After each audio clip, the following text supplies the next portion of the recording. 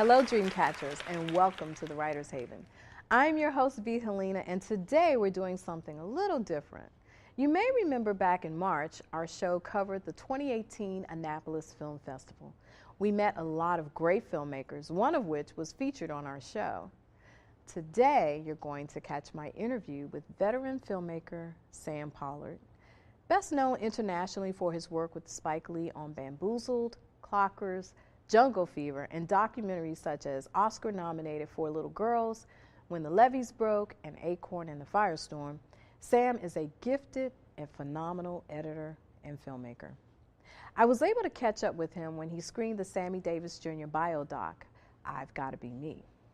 It paints the portrait of the legendary star through the kaleidoscope of racial politics in this country and how it impacted his life and career. I hope you enjoyed the interview as much as I enjoyed my chat with one of our most respected documentary makers, producers, and dream catchers. First question on the Sammy Davis Jr. film. How did you become attached to that film? The Sammy Davis Jr. film was a film that I was hired to do. It was commissioned by a program on PBS titled American Masters, and the executive producer, Michael Cantor, reached out to me about 2 years ago and asked me would I take over for another director who had initially started the project, but had to leave. So I came in. They had already shot a few interviews, and I then did some additional interviews, and then went to post-production, and finished it like the end of 2017, near the end of the summer of 2017. Yeah. Okay, and was there any personal attachment? Why did you agree to do it? Well, I'm a young man of the 50s, and 60s. I grew up watching Sammy Davis on the Ed Sullivan Show and Hollywood Palace, in movies like Ocean's 11 and Sergeant's 3 and Robin and the Seven Hoods, TV shows like The Rifleman and, Archie Bunker. So I was very familiar with Sammy. I loved him as a singer and a dancer and impressionist, as a comedian. I thought he was an extremely talented man. And I had read, when I was 15 years old, I had read his autobiography, Yes, I Can, talking about his trials and tribulations as a black performer in America and the struggles he had to overcome. And so all of those elements made me say, this is a film that I think I could do something with. I could dig into, I could find the layers, the complexity of the man, and tell his wonderful story. So in doing that, when you're putting together documentaries and you're working with pieces that are already there, it's not something that you necessarily created. What approach did you take in, looking at all of the pieces and putting it together in order to meet the vision cinematically that you had for the film? Well, first of all, a film like this, you have to do a tremendous amount of archival research. You have to see what's out there about Sammy. And fortunately, there was a lot. There was so much. Sammy was on every television show. He did a lot of, variety shows. He had been, shot doing shows in London and Paris and Italy and in Amsterdam. He was always everywhere. So we didn't have any trouble finding material. And the same was with the stills. There's so many pictures of Sammy Davis Jr. that was taken by other photographers, and the pictures that he took of other performers like Bob Hope and Marilyn Monroe and Nat King Cole. So we had this tremendously deep archive. And then, we had the help of his estate. And so when we went into his estate, we found all these audio recordings that Sammy had done when he was working on his autobiography, where he would talk through a audio machine. And so we had that too. And the thing that's fascinating about Sammy Davis Jr. is that he was a man who was very open. And so when he talked to people, he wasn't glib. He was really telling you who he was and how he felt and how complicated he was about lots of things. So with all of these elements, it gave us an opportunity to figure out how to shape the narrative arc. But one of the advantages I had with this film that I hadn't had with some other documentaries was that there had been a writer attached to the film before I came on named Larry Maslin, who had written a script. And his script became the template. And a lot of the structure of this film that you saw at the festival last night came from Larry's script. Now, we made adjustments internally, we recut and reworked certain sequences, but the template was there, so we had a leg up. and helping to shape the story. So Sam, with the writer, he must have done some research in order to put the. So did you take that information and create your vision, or? Yeah, exactly. I took his information, his template, and then I put my own spin on it. Because then I had done my own research. I read Sammy's autobiographies. I read other biographies about Sammy. I read essays about Sammy. I watched all the old film, all the old footage, all the live performances. I saw things that he didn't have in his script that I knew that I wanted to use. So it was, when you're making films or when you're creating, in this business, the important thing is to remember that collaborators are vitally important to helping you find your story, tell your vision of the what you're trying to do filmically. So, yeah, to make it my own, I then had to take what Larry gave me and then twist it and give it my own spin. Okay. What were some of the challenges that you faced and just overall challenges? The overall challenge you always face when you're doing these documentaries about celebrity types or anybody, a biography, the challenge is what you need to leave out. Because you can put everything in about somebody's life, but do you want a 3-hour film? Do you want a film that's a 90-minute film? Do you want a film that's compelling and engaging emotionally? Usually the film that's going to be compelling, engaging emotionally should be not a 3-hour film, So we knew that we had enough material to make a good 2-hour film. We had a 2-hour cut. We looked at it.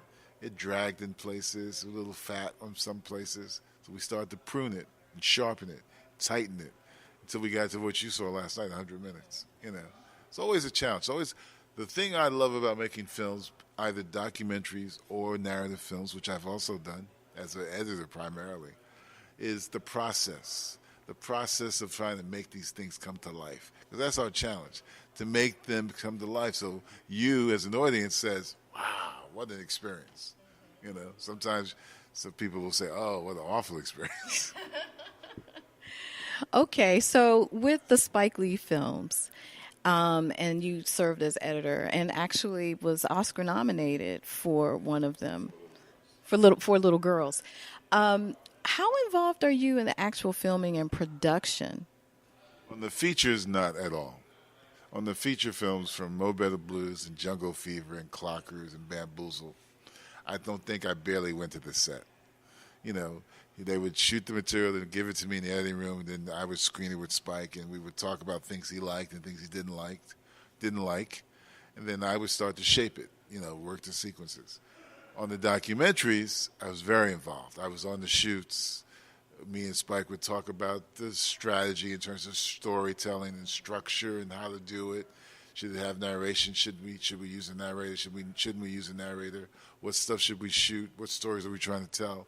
So I was very involved in all the documentaries that I've done. Like When the Levees Broke? Levees Broke, Four Little Girls, If God Is Willing and the Creek Don't Rise, the sequel to The Levees. Even his documentary about Jim Brown, the football player, Jim Brown All-American. So I was very involved in all those. Okay, and what are some of the challenges in those instances with the features where you're not seeing it until you're in the editing room? The big challenge is if Spike gave me some good stuff. Or not enough stuff.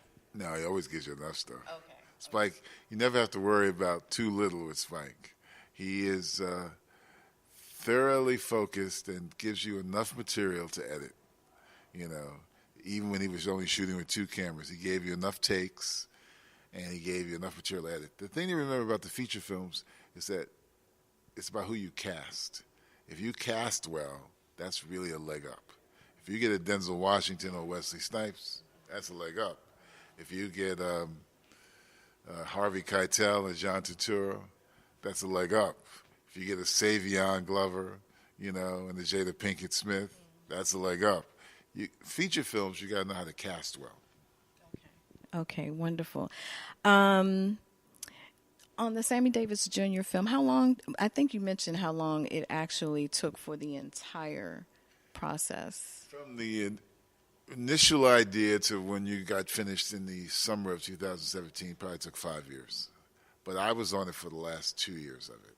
Okay. For the rest of the shooting of the interviews and then the editing, post-production. Okay. Let me see. Are there any favorite projects that you've done? Four Little Girls I really love a lot because it's really touched me. I mean, a very important story about those four young ladies who were killed in Birmingham. Of all the Spike features, the one I probably am most attached to emotionally, I'm not sure it's the best of the ones I've edited. It's probably Mo Better Blues. I love Clockers. I've grown very fond of Bamboozled over the years. Yeah, I would say Mo Better Blues. Okay, are there any filmmakers that you haven't worked with that you'd like to work with? Everyone that exists. Sure. I mean, I'd love to have worked with Robert Altman or Paul Thomas Anderson there's so many great filmmakers. Yeah. Okay, and let's talk about Acorn for a little bit. Well, first of all, let me ask you about the timing of its release. Is there any significance in that? I think it'll always be timely. I think a film like Acorn, quite honestly, will be timely every time is screened, because we're living in such strange and complicated times politically. There's such partisanship between the left and the right, the Democrats and the Republicans, that Acorn is just right in the middle of that. It's a film that really is dealing with fake news and undercover, just trying to destroy an organization that was very important to American culture, American history, American social issues. So I think it's always going to be a timely film, very timely. And would you say you were more so documenting versus trying to make a political statement in any way? Yeah, we were documenting. I don't think of myself as trying to be a polemicist where I'm trying to make a political statement. That never has been my calling. My calling is to try to document a story, a social issue story, and try to see all sides of it. To make it complex. I mean, that's probably a part of, if anyone asks me what my unique perspective is about filmmaking, particularly documentaries, is to try to make a story layered and complicated. So it's not one way. So it's like when you watch Sammy, it's not like everything is about him so wonderful and great. You're showing the other sides of him, where he struggled with being a black man in America, struggled with his relationship with white women, struggled with his relationship with the black community. I wanted all that. And the Acorn film does that too. It looks at Acorn, the outside forces that caused its destruction, and the inside forces that caused its destruction. That's what we want to do. What advice would you give to an aspiring filmmaker that is looking to get into the business and get to the heights that you've reached? I would say to aspiring young filmmakers, be it in documentary or narrative films, find a mentor. Find someone who you respect, who you think's body of work you can look to and say, I want to try to do that. Then, the second thing I would say is learn the craft. Whatever you want to do in the business, be it a camera person, be it a director, learn the craft. And how do you learn the craft? You watch other people's work of those particular things, what they do. You look at work of cinematographers, if you want to be a cinematographer. You look at work where the editors are important. You look at the work of the directors. Learn your craft. Then the third thing is you need to be dedicated and passionate and committed to wanting to make it in this business, because it's not easy. It's not easy to make it in this business. I've been doing this over 40 years. If anyone had told me I'd be sitting here with you and you'd be interviewing me about my body of work, I would say, yeah, right. Because when I started, I didn't know how far I could go. But I did know that I had a sort of love. I knew I had love for the business and love for the craft of making films. And I knew that by hook or by crook, I was going to make it as an editor. That was my first goal, to make it as an editor, to be an editor. Then my goal, after I became an editor, was to become a director, how to make it as a director. So I was always very goal-oriented, very ambitious, and career-oriented. I always wanted to have Spike has this attitude, too. I wanted to create a body of work, And then finally, for me, the most important thing is to give back. To me, all this knowledge I have about how to make a film, how to tell a story, how to interview people, I love to give it back. I love to teach. That's why I became a teacher. I love to share what I have, because I'm not going to be here forever. Who were some of your mentors? My first mentor was a gentleman who I was his apprentice in my first film that I worked on. His name was Victor Koneski, Jewish gentleman, who's still a friend. I've known him for over 40 years. And he was the one who took the time when I was between the age of 22 and 25 to sit me down when he was editing. And he would force me to watch what he did. He would articulate in his own way why he made all his editorial decisions. And then he would give me little scenes to edit. And then he would rip them to shreds and make me re-edit. But he was my mentor. My second mentor was a gentleman who I met probably about 4 years after I was working with Victor. I got a job as an assistant editor with this black editor named George Bowers, who taught me that Victor was teaching me the aesthetics of how to be creative. George taught me about how to be professional, how to think in a professional way, working in the business. So I worked with him as an assistant for 2 or 3 years. Then he moved to California and he started directing low-budget features. So he hired me, and I directed 2 films for him. I edited 2 films for him that he directed. And he was always talking about how to be professional, how to present yourself in a professional way. And the third mentor was this gentleman named St. Clair Bourne, who I mentioned last night, who was an African-American filmmaker, also documentarian, who basically made me understand that I need to remember where I came from, and that me as an African-American, I had to understand and use that and always be about telling our stories as African-Americans. Because at a certain point, when I first started in my career, I wanted to deny that I wanted to be an African-American filmmaker. I was in that mindset, I just want to be a filmmaker. I don't want to be labeled as an African-American filmmaker. I don't want to just work on black films.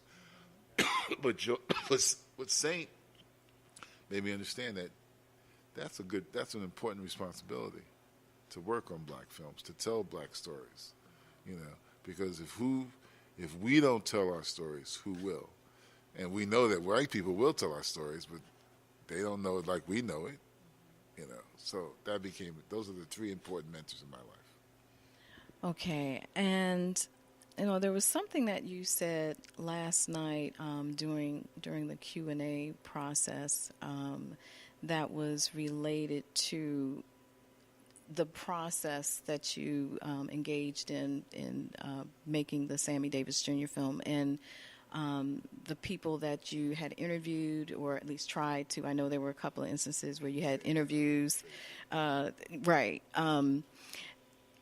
The point that I came away in that, not only in talking about the challenges that you faced inherent in any film, but just in the persistence in ensuring that the story, in this case with Sammy Davis Jr., that you lifted the character and I'll use the word expose the character or his personality in a way that was honest and true to who he was. You just mentioned about us telling our stories and other people telling our stories and authenticity in doing that. And so I'm assuming then from that discussion that you already had some idea of how you wanted to present him. And I'm also assuming that the writer who initially put it together, the script that you took, you were in complete harmony with how you wanted to portray it and how it was written. Is that a true statement? I would say there are probably things in Larry's script I wouldn't have done that I didn't do. There's certain points of view that Larry may have brought to certain elements of Sammy's life that I don't agree with, so I did change it. I think you always have to understand that anytime you take on anybody's project, if you're a director, you take somebody's script, you got to alter that script to your specifications. Mm-hmm. So you had artistic license. That's right. You got to. If I was going to make Larry's film, Larry should make the film, not me. Mm-hmm. I'm really strong about that. It was, if someone says, it's like the other day, I was at a mixing studio, and the mixer said to me and this other director, "How do you guys like to work? I want to mix this other film I'm involved with." how do you like to work?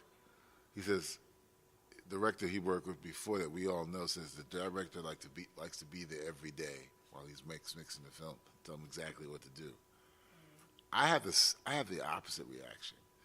I believe, and this comes from me being an editor, I believe you get the best out of creative people when you let them do their own thing. If I micromanage you, then you're not doing your own thing. You're doing my thing completely. So then what's special about what you're going to bring to the table if I micromanage you? So it's like some people would say to me, well, I was at Toronto Film Festival and I was having dinner with these directors. You remember that film Jane that came out about Jane Goodall? Yeah. I was sitting next to that director. He asked me, he says, how come you don't cut your own films? I said, because I want to see what someone else brings to the table. If I have this, and he says he can't handle sometimes not cutting his own films because he knows exactly what he wants. Well, I know exactly what I want when I edit too, but I also know too, to put it to you this way, when I edit Spike Lee's films, you don't hear me say, that's a Sam Pollard film.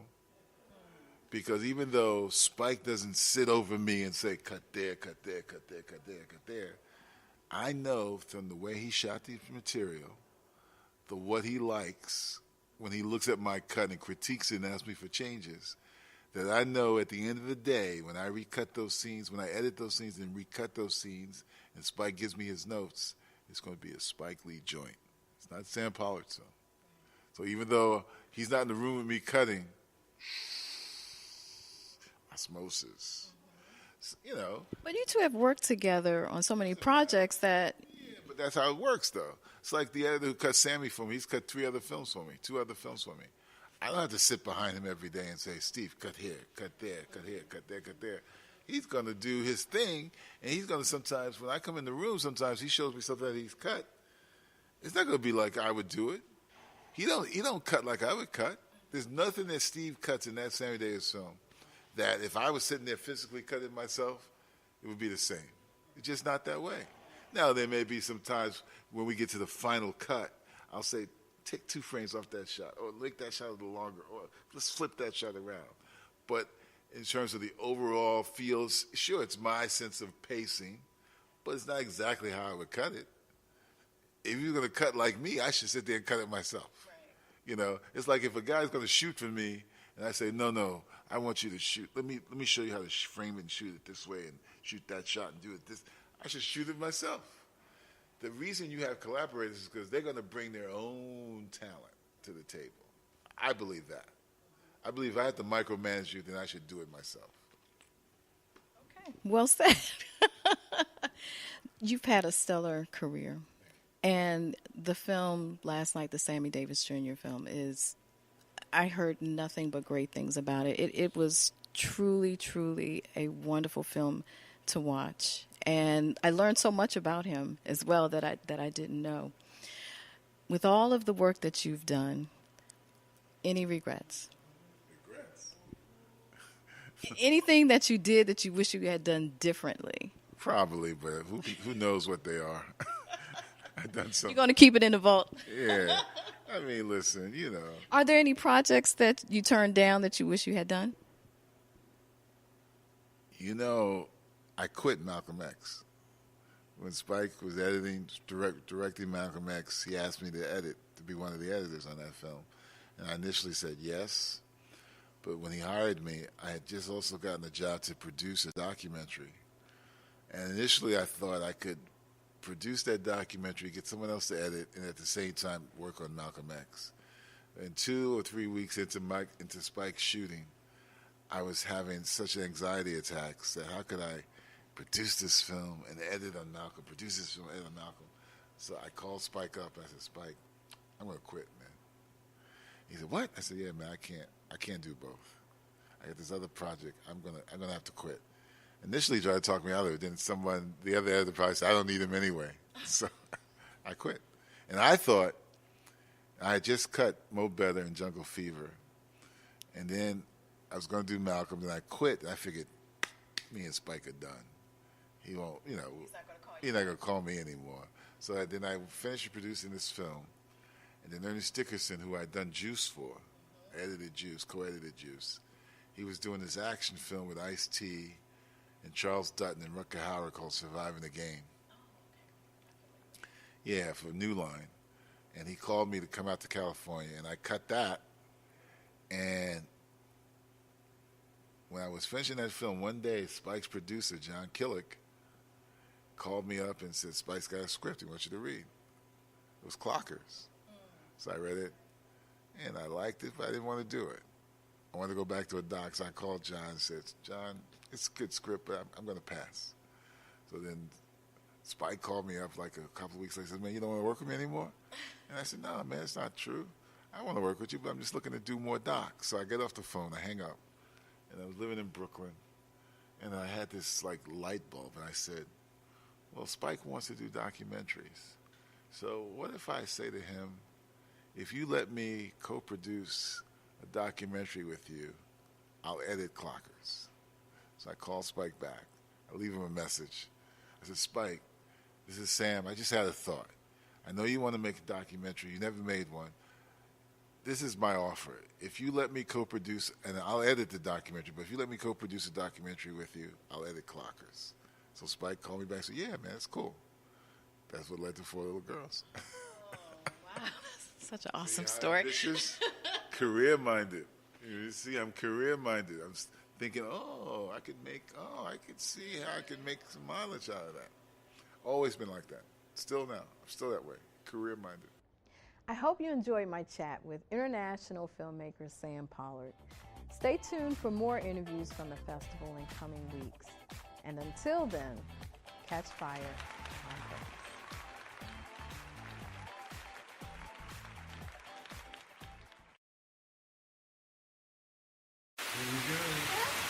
Here we go. We're going to go out there in the rain. It's going to get wet. All right, here we go.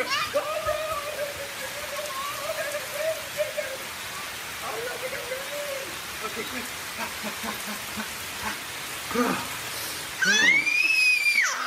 Oh, yeah. Yes. So much fun. Mwah. We're getting so wet.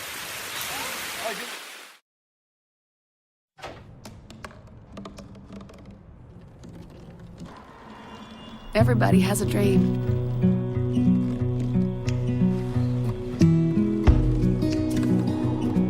Mine was to see the ocean.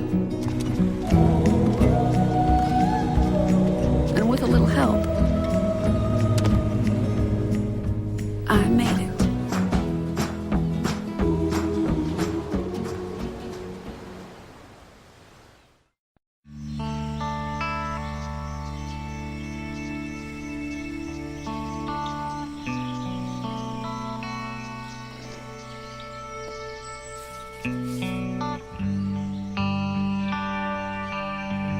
This is the moment I knew.